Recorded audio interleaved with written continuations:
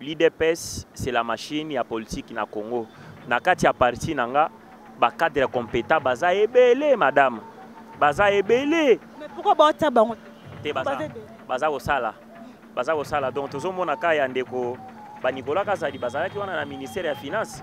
Boyoki récemment awa no aibi asali boye melobi bolandaki denoma ya dossier yango ministre François Roubote oyo yakala alalaki na makala elongo na mutu moko bazalaki na ye mendeko Nicolas Kazadi na Tchak Bateli, un homme d'affaires qui a la responsabilité ya kotiaka éclairage public ba lampadaire ba ebisi bango après les auditions ke bino bozonga na ndako dossier ça ko continuer donc toza kotala ete poto la sabino ete na bato toza na bango na parti UDPS Union pour la démocratie et le progrès social lit tosala ezara ya pambate tosala lit poto kamba Congo et puis to kamba yango jusqu'à l'avènement de Jésus-Christ sur la terre. Merci beaucoup. Alors pour ceux qui croient que nomination il y a Carole ajoute déjà une façon ya koloba que Kabila est de retour ba Lobanini parce qu'ils pensent déjà que la nomination. Il faut montrer à toute la population congolaise quel genre de boutons il faut appuyer pour le démarrage d'une bonne gouvernance et surtout Judith Suminya qui est la première ministre de la République démocratique du Congo, Nakati, la capitale de Kinshasa. Mesdames et messieurs, bonjour et bienvenue dans la émission Nabino, Bolinga Kamakasi, na Tindika Télévision, votre chaîne qui vous donne des informations dans le temps réel. Mais cette fois-ci, mesdames et messieurs, Ngaï Bino Dorcas, bateau de la touche de la presse congolaise, votre Réo. Je suis vraiment très ravi de présenter Nabino Sango Topé. Présenter l'émission le caméraman qui fait bien son travail. Mesdames et messieurs, na katia plateau auto esplanade oyo na maître bienvenue Bukasa à qui je dis déjà bonjour maître bienvenue Bukasa. Oui, bonjour madame Dorcas. Comment vous allez? On va bien par la grâce de Dieu. Merci beaucoup, maître bienvenue. Parlons actuellement en ce qui concerne le chef de l'État, Félix Antoine Tshisekedi. Malgré ses déplacements, inauguration, il y a route rocade, des meetings, je pense, inauguré train. Alors, quel motif, quelle ambition qu'on peut s'en action au chef de l'État, surtout que jusque-là, au début, il y a un gouvernement au Makalate. Ah, ok, merci beaucoup madame Dorcas et merci Elongona ndeko azasima ya caméra ndeko Rabilema merci pena baye bazolanda biso à travers mokili mobimba ba fidèles téléspectateurs ya Tindika télévision lokola to mesana na koloba na bino ete Congo ezali ko kambama na maboko ya mwana mboka ya solo c'est ce qui manquait dans le passé na mboka na biso. Naza un peu indigné na kolanda ba propos tenus par le ministre monsieur si le nom m'échappe, il est le ministre actuellement, il était le ministre et puis il est maintenu, je pense c'est Jean-Lucien Boussa, si je ne m'abuse pas. Ba propos na ye atena ki akoloba ete le Congo a un problème de leadership. Donc il a qui sa miete yende ko wana uta zalaka na gouvernement et uti kolekana otozo zala pona ye Félix Tshisekedi aza un leader à suivre te. Donc tozo senga na ndeko oyo soki aza ko qualifier que Congo eza na passe ya un leadership toko ko senga ye kaka carrément a démissionner na gouvernement oyo eza na leadership ya solo te oyo eza na vision ya mokonzi ya mboka te. Alors ezalaki wana pona kolobela ndeko wana oyo atenaki ba propos ya mabe vis-à-vis na leadership éclairé ya son excellence Félix Antoine Tshisekedi Tshilombo oyo lelo tomoni ke Congo ekomi kozonga na nzela na yango ya banda 1960 madame. Oyebi ngai naza koyebisa ndeko wana ke malgré qu'il est ministre nazoloba na yete le Congo avait une maladie à leadership. Mais depuis que Félix Tshisekedi est au pouvoir au Congo, donc Congo ezongeli nesika na yango. Congo vraiment mboka na biso ezongi ya solo mboka. Yango nde ozomona ete sous leadership ya Félix Tshisekedi lelo tito solo banabino boye le Rwanda ne parvient pas ya kolonga bitumba o ya bandaki. malgré que nalandaka président na bango alobaki biloba loba non nous sommes prêts ya kobundisa République démocratique du Congo, mais Kagame les sanguinaires rwandais abosani ke mikolo nyonso ezo awa na Congo basoda na ye tozo boma bango bibembe kozonge pa na bango. Chaque jour tozo bomaka les éléments ya RDF na mabele ya Congo. Wana bosani azoko kanisa ete peuple congolais bayebi makambo te, mais tozo yebisa ye ke Congo o ya lobi eza Congo ya lelo te. Ndenge Herman Cohen, ancien secrétaire d'État américain, yebisaki ke azako commettre erreur. Akanisaki ete Congo ya Kabila ou soit Congo eleka ya Mobutu eza Congo ya Félix Tshisekedi. Eza bongo te. Tshisekedi actuellement azali le seul président uta Congo eza Congo oyo azako boma ba militaire rwandais. Ata Mobutu asala yango te. Toka karabanda oloba Mobutu soki alobi boy mais Mobutu atikala ko bunda na ba rwandais te. Mais contrairement au Félix Tshisekedi, c'est chaque jour ici que les militaires rwandais sont en train de tomber dans mabele ya Congo. Donc nazoye bate sanguinaire rwandais Paul Kagame bitumbango azoluka akoko mata pembeni te. Depuis tozana est kuna susi na ezalaki ya kozwa ville ya Goma. Mais baluki par tous les moyens ti lelo tozolo banabino baza kokoka te ya ko gérer ata 10% ya territoire ya Nord Kivu. Baza moins de 7%. Maître bienvenue, c'est que Topé Sanabiso, le communicateur privé et chef de l'État, mais c'est Claude Moutoka, cadre UDPS. Topé, c'est raison. Il y a aussi que le Jean Lucien Boussa doit démissionner immédiatement dans le gouvernement actuel par rapport à propos. Mais quelque part, Jean Lucien Boussa a dénégré mon conseiller Mboka. Il ne reconnaît pas que Félix Tshisekedi sous leadership na ye yango ndele lo moni tokobeta lisolo yango menazo mekayo na nazo tia munga na monoko. Chef de l'État au moni voyage na ye oyo asali na Lubumbashi pona ko inokire makambo ya batrin awutaki na Tchad. Siko na Tchad kuna mokonzi ngende osala nini bamona ki epa ya président tchadien Idriss Déby Itno. Alobi ete Tshisekedi sur le grand diplomate oyo continent africain na noezue azoate. Donc à l'équipe américain, à l'équipe français, mission bango ba pesa bango ba ramener kimia na Tchad, ba kokite muto ayoko kokayango c'est Félix Tshisekedi. Mais nazo kama ndenge Jean Lucien Boussa akoloba devant les étudiants que o Tshisekedi mboka na biso eza na problème ya leadership.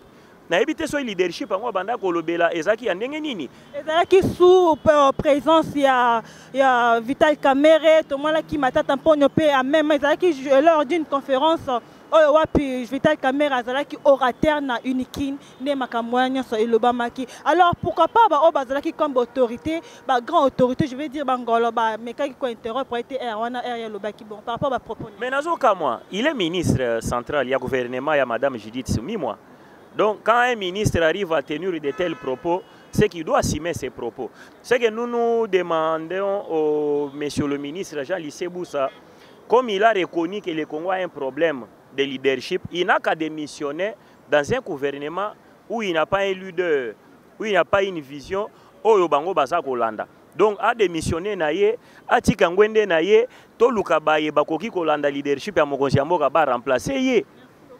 Maître bienvenue Boukassa Tomoni na ville ya Djamena, deuxième arrondissement, il y a eu une avenue na combo ya Félix Antoine Tshisekedi Tshilombo. Est-ce que c'est une façon de la reconnaissance par rapport au chef de l'État actuel to est une façon de flatter kaka, flatter parce que Tchad baza vraiment la poste de soutien et outana carte de République démocratique du Congo. Est-ce que c'est une façon de le baquet bazo flatter to c'est une façon de récompenser juste Félix Antoine Tshisekedi. Madame Dorcas na baye bazolanda biso ko flatter Félix Tshisekedi c'est trop dire.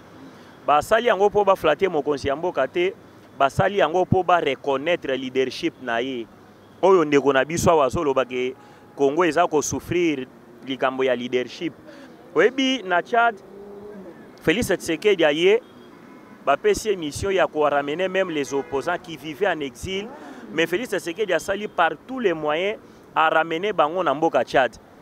Les opposants, ils ont pu participer à l'élection et outi ko salema na Tchad et puis bazui ba poste na Tchad. Lelo oyo bafandi esika moko ndo omoni président Idriss Déby Itno alobi na kotika mwana continent ya Afrique na biso boyete. Mission oyo ba américain ba raté. Mission oyo ba français ba raté. Eza mission oyo Félix Tshisekedi aye kokokisa. Yango ndo omoni na Tchad na N'Djamena. na capitale na bango batali avenue lokola boulevard Lumumba na biso abisika tozali na limete balobi boulevard oyo topesi yango kombo ya Félix Antoine Tshisekedi Tshilombo. Président ya Tchad alobi na ye Félix Tshisekedi c'est un véritable diplomate, il est plus que les Américains, il est plus que les Européens. Donc c'est-à-dire ce que Tshisekedi a fait na mboka Tchad, même les Tchadiens bango moko balobi totikala komona mutu ya boyete ndo mona ki bayaki de milliers et de milliers koya ko applaudir le chef de l'État Félix Tshisekedi oyo na mboka na ye bato ba ko réaliser te que Tshisekedi azosala musala o bazolala. Bandeko na biso balingaka mboka te bazana kati ya ko réaliser te que Félix Tshisekedi est en train de travailler.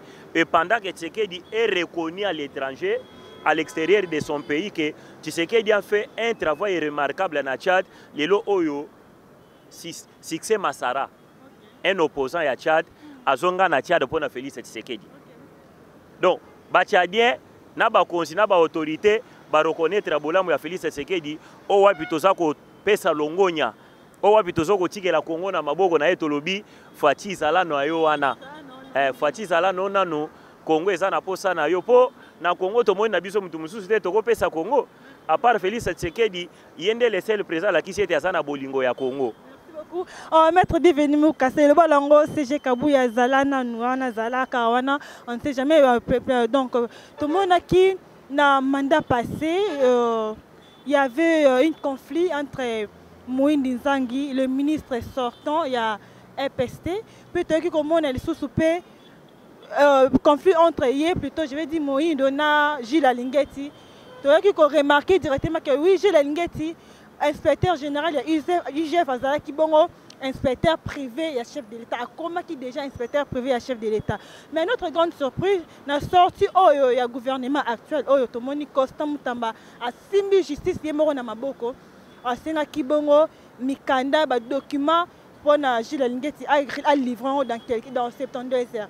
Mais tout le monde a fait Mikolo, une réponse, je vais dire, c'est une réponse, il y a notre nini.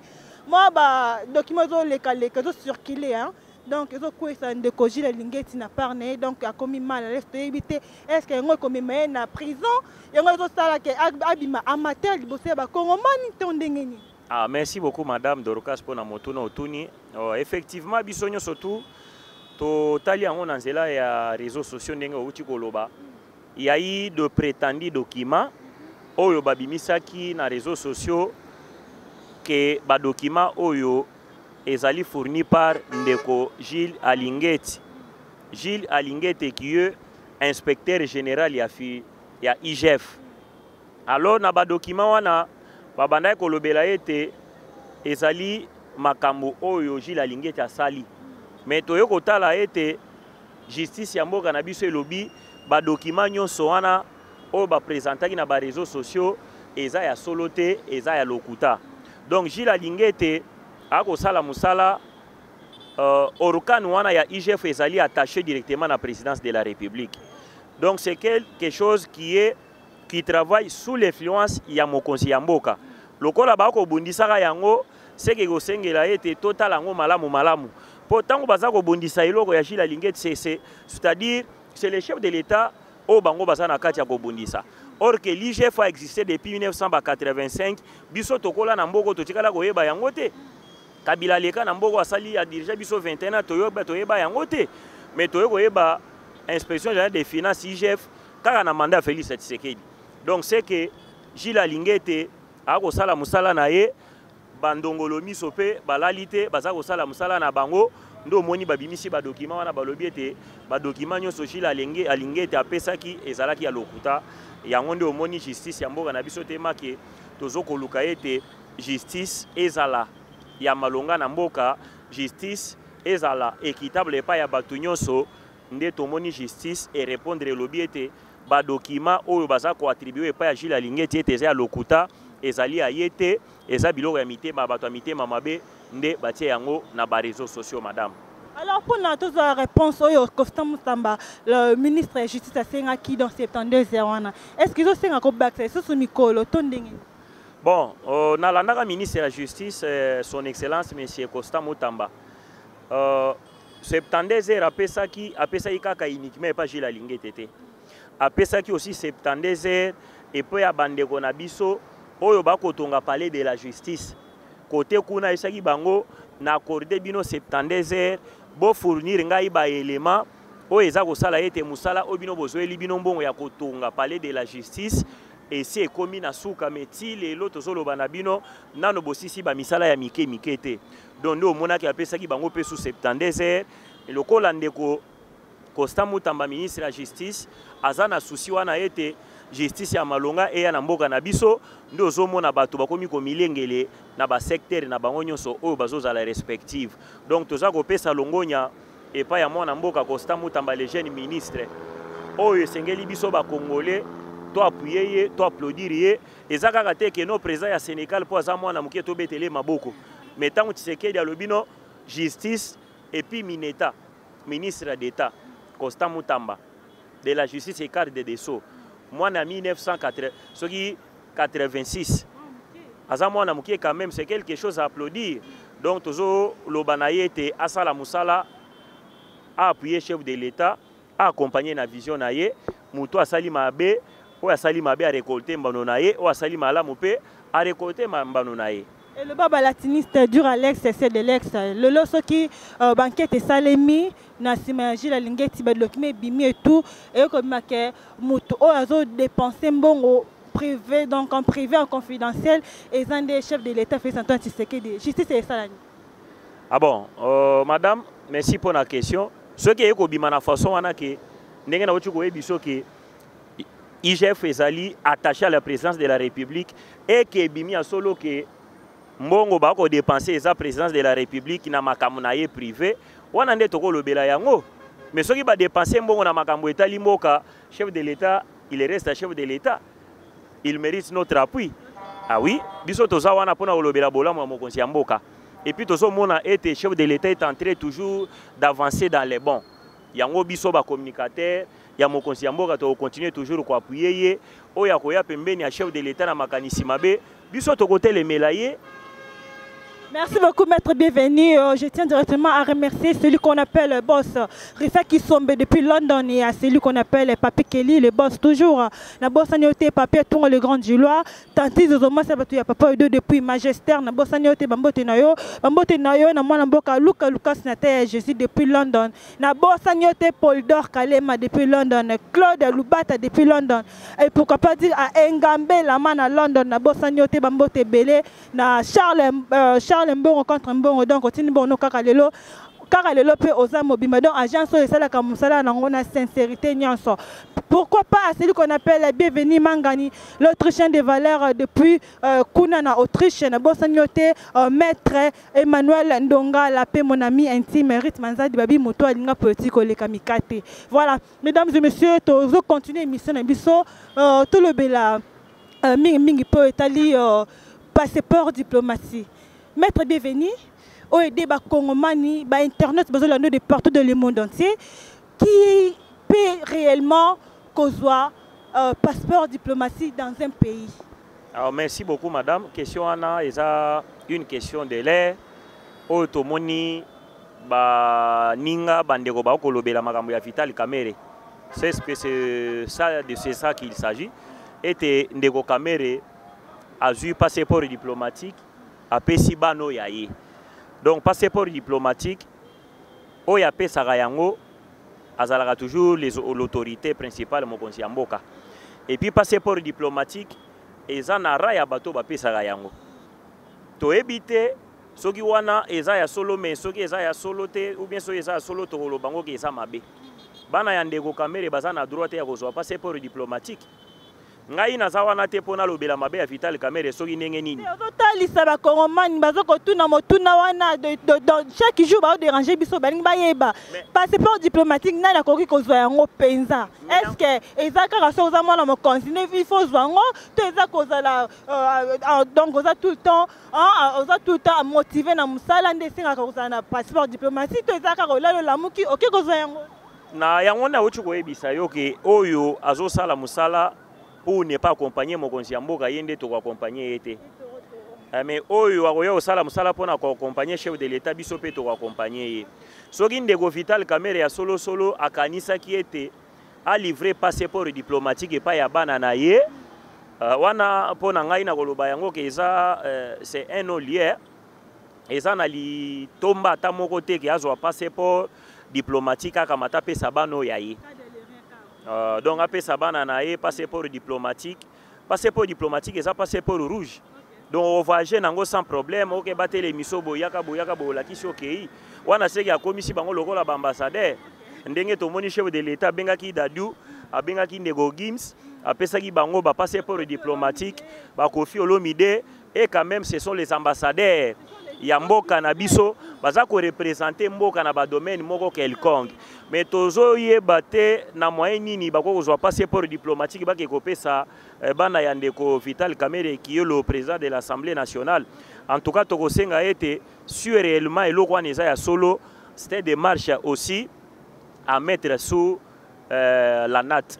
Donc balukana nuko vandela yango kotala soki réellement eza ya solo bazongisa yango sima mais soki eza ya solo te eza makambo bato babimisi po toyebi ndeko Vital Kamerhe bato ba comprena ye toujours ete aza mutu mabe tika toloba bongo mais biso toyebi te tokoloba za mabe mais mokonzi ya mboka azolinga ye kaka donc omoni ke tozosala mosala moko boye oyo yo ozokoka kosala yango mais tant tozo pe koakize bato esengeli to apporter pe des preuves palpable ya kosala ete ya solo mutu oyo asalaki lisumu mutu asalaki infraction tolobaka na minoko te mpona koloba mais tango tozoloba esengeli tomema pe ba preuve ya solo ke tango bakotala yango balobi ya solo bandeko bakongo ya Congo baza na réseau de ne pas aimer Vital Kamerhe.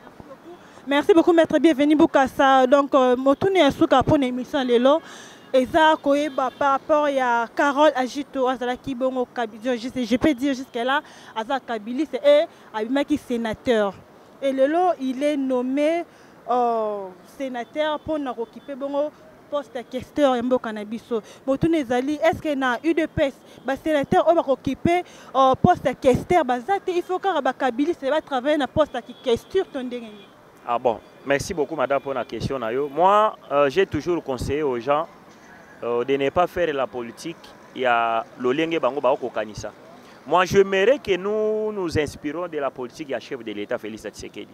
Vous savez, quand Tshisekedi a accédé au pouvoir, on était parmi ceux qui conseillaient Félix Tshisekedi de ne pas travailler avec le cadre à Kabila.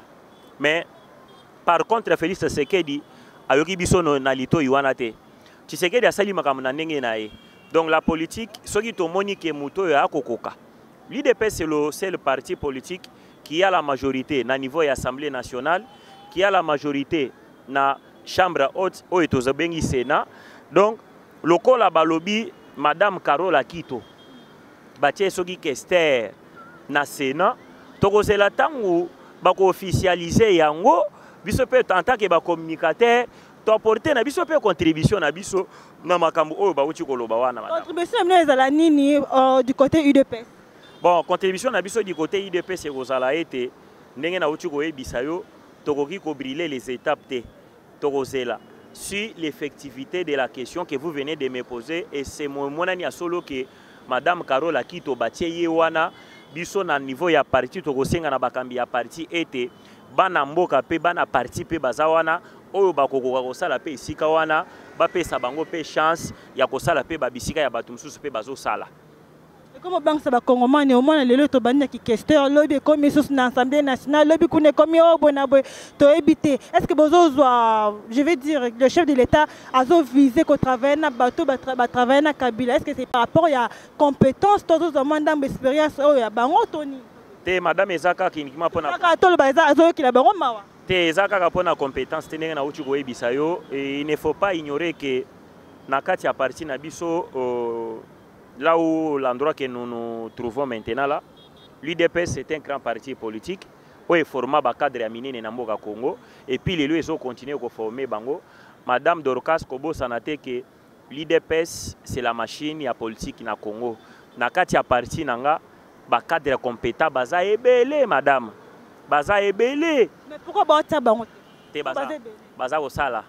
Baza osala donc tozo mona kaya ndeko ba Nicolas Kazadi bazalaki wana na ministère ya finance boki récemment awa no aibi asali boye melobi bolandaki denoma ya dossier yango ministre François Rubote oyo yakala alalaki na makala elongo na mutu moko bazalaki na ye Mendeko Nicolas Kazadi na Tchak Bateli, un homme d'affaires qui a la responsabilité à côté avec l'éclairage public, lampadaire, ABC bango après les auditions qui bino bozonga nanda ku dossier ça va continuer. Donc toza kota la été poto la sabino été na bato toza na bango na parti UDPS Union pour la démocratie et le progrès social lit tosala ezara ya pambate. Tosala lit poto kamba Congo et puis to kamba yango jusqu'à l'avènement de Jésus-Christ sur la terre. Merci beaucoup. Alors pour ceux qui croient que nomination, il y a Carole ajoute déjà une façon que Kabila est de retour Lobanini. Parce qu'ils pensent déjà que la nomination, on est là, c'est déjà que oui, si réellement 2028, Kabila sera de retour dans Bokanabiso. Alors, ni le gouvernement n'a pas actuellement. Question les autres, c'est que madame. Biso tozane lo toko banga Kabila te. Toko banga sur base de quoi? Kabila Joseph. Kabila il ne représente absolument rien, madame. Kabila avait un parti politique on a bingaka yango parti moko pékinaire et yaki kapona mbongo. Mais juste après une année à Pamba, il y a accession à IDPS au pouvoir dans le premier mandat. Le PPRD quasiment inexistant sur le plan politique. Et bon, en 2028, nous avons un parti PPRD. D'ailleurs, les alarations, tamboli penana, awa toza awa na limité, je pense 10e muru. So que 6e muru bisika siège na bango ezalaki ezali sous-souté. Donc biso IDPS toko banga na biso mutute. Kabila azala te. Donc d'ailleurs, je profite pour leur dire que ekozala pe une bonne opportunité soki Kabila lelo aye na 2028 à lobby na ko kende pe ko présenter candidature na ngai po tokozala déjà na constitution ya sika. Tokozala déjà na constitution ya sika madame.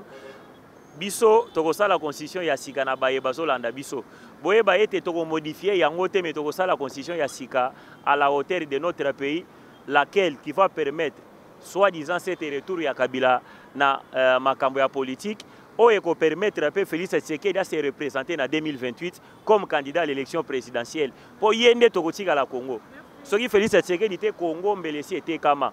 Donc, tous en a nos besoins azalana no wana madame. Merci. Alors, comme la émission, maître bienvenue, quel bouton appuyer pour ces nouveaux gouvernements soumis à Pote Misala et Banda Walba qui s'allument Banda? Merci beaucoup madame. Gouvernement soumis moi, et ça gouvernement où il y a dernier mandat constitutionnel à Félix Tshisekedi. Et ce gouvernement va exécuter que la volonté du peuple congolais. Yango ndo moni déjà mokonzi ya mboka bandi yango na niveau ya Lubumbashi a lancé train ya sika, a lancé tête ya sika, a lancé wakon ya sika. Donc c'est-à-dire ekozala gouvernement ya matérialisation ya vision ya chef de l'État. Ekozala gouvernement au peuple congolais bakoya koloba ete to accompagner président Félix Tshisekedi na oyoye asaleli mboka Congo. Maître bienvenue, merci.